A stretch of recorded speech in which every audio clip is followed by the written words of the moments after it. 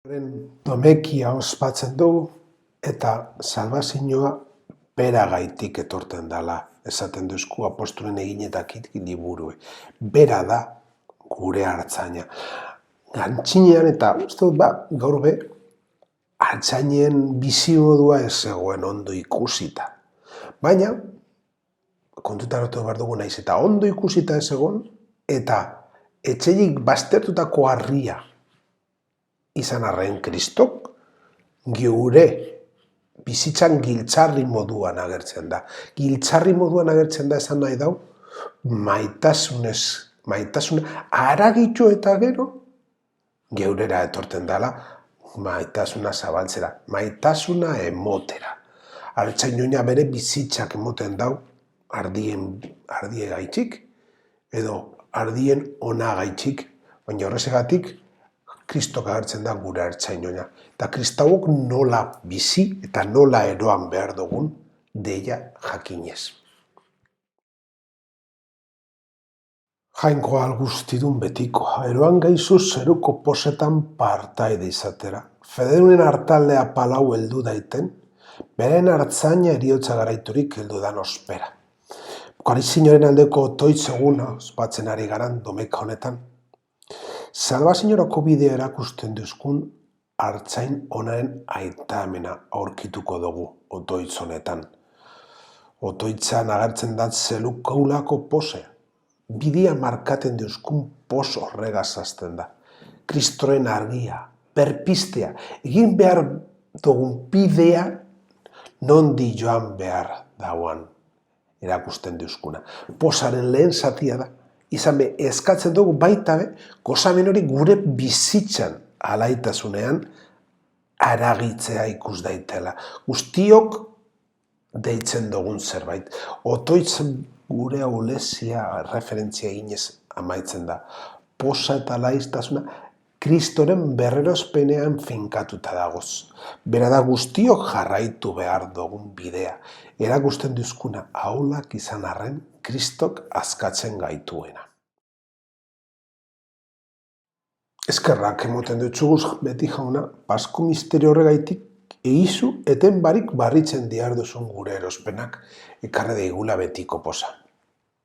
Berpitua gaztopo egiteak posa sortzen dau, eta evangelioen aitatzen ari garan pos horren adibide ugari agertzen dira. Otoitzonek danoi gogoratzen duzku deituak gauden alaitasunaren premine hori. Berbistua gaztopos egitea posez bete behar gaitu. Jesucristo da danok deituak gauden gure posaren iturria. Alaitasunari jarraitzen dutzo, eta une honetan alaitasuna non jaioten dan gogoratzen duzku. Eukaristia prefazioaren atarietan jauna agertzen da. Deituak gauden alaitasuna. Beste Kristo batzuk izatera deituak. Eta enbako goratzeko kristinook bizimodua handia daramagu eta posgarria da. Naiz eta batzutan posik ez egon. Pekatu eta eriotza ezeresturik berak barritu dago ondatua egoan guztia. Eta beragan izan dugu barriro biziaren betea. Pasko guneanko prefazioak etenbago gogoratzen duzkue Kristok eriotzaren gainean lortutako garaipena. Kristok sorkuntzari erremidetzen dutzo. Aurreko asteo prefazioa abade, biktima eta altara gisa agertzen zanak gaur egun geure erredenzioaren jatorria dela gogoratzen duzku prefazioak. Askotan ahazten dugun gauza eta prestau behar dugu eta mai agertzen dana. Kristo gure Paskoaren erreferentzia. Baina zer esan nahi dau Kristo gure Paskoa? Ez gehiago ez gitziago, Kristok erredenzioa dakarkula. Baina hau ez dala Pasko misteriotik datorren ezebezetik. Osotasunean ataratzen berpizketak, entregaren ondoren dator. Anai arteko maitasunak eta kurutxetik gutako inorez dago kurutxetik salbuezita. Kurutza erredenzioaren lekua da, eta Kristok gure bizitza eten bako erreforma proposatzen duzku. Pekatuari lotzen ginduzan guztiak geratziz, eta gure bizitzan dana barriztauz erotirako guztia berreginez. Dana ez da horrela. Gure bizitzan handi bat dago. Aitzakitxe handi bat dago. geuri dagokigu onartzea. Geuk lizentzia moten ez badugu, Kristoren obra guztiek ez dabe zertarako balio, geuri dagokigu lizentzia motia.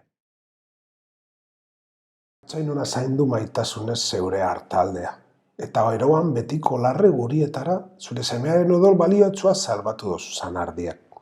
Artzainonain ospakizuna maitzean, artzainari falta ezin jakun erreferentza gertzen da.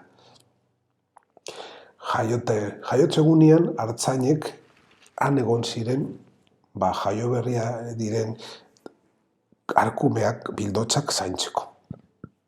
Taldearen beharrak betetzeko. Eta nolakoa izan behar zen. Artaldea Jesukristoren odolagaz dagoan gauzarik baliotsuena erosita. Gutako bakotsak daukagun balioa jakiteko eta sakontzeko. Neurri bako balioa daukagu. Eta gurez eta horrezegatik guk hartu behar dugu. Hau, geure bizitzan bokazioa sakonduz bizi mundura eroateko.